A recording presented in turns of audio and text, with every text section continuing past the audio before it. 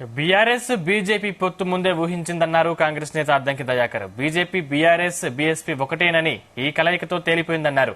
ఎన్ని పార్టీలు కలిసినా కాంగ్రెస్ కు నష్టమేమీ లేదన్నారు. వచ్చే ఎన్నికల్లో బీజేపీకి వ్యతిరేకంగా కాంగ్రెస్ పోరాటం ఉంటుందన్నారు. బీఆర్ఎస్ బీఎస్పీ పొత్తు అనేది ఊహించనిది ఏమీ కాదు. కాకపోతే ఫేజ్ 2లో కలిసింది. వీళ్ళు అంతా బీజేపీ అనుబంధంగా ఉండే పార్టీలే. ఒక్కొక్క సందర్భంలో ఒక్కొక్క పార్టీ సందర్భోచితంగా కలుస్తుంటాయి. దానిలో భాగంగా బీజేపీ సహజమిత్రుడైన కేసీఆర్ను మాయావతి గారు ఆదుకునే పనిలో ఇలా బీఎస్పీతో కలిపిందనేది నా యొక్క భావన. ఆర్ఎస్ ప్రవీణ్ కుమార్ గారికి ఇష్టం ఉన్నా లేకపోయినా జాతీయ పార్టీ అవగాహన కాబట్టి డెఫినెట్గా వారితో కలవాల్సిన పరిస్థితి వస్తుంది.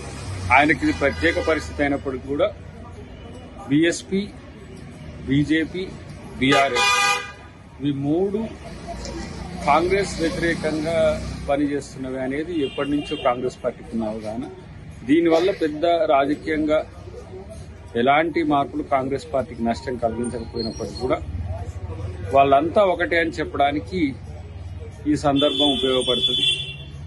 బట్ బీఆర్ఎస్ బీఎస్పీని తన బలోపేతానికి ఉపయోగించుకుంటే తప్పితే బీఎస్పీకి బీఆర్ఎస్ మేలు ఉంటుందనైతే నేను అనుకోను. ఏది ఏమైనా సరే ఇక్కడ కాంగ్రెస్ బీజేపీ వ్యతిరేకంగా డెఫినెట్గా పోరాడుతుంది. బీఆర్ఎస్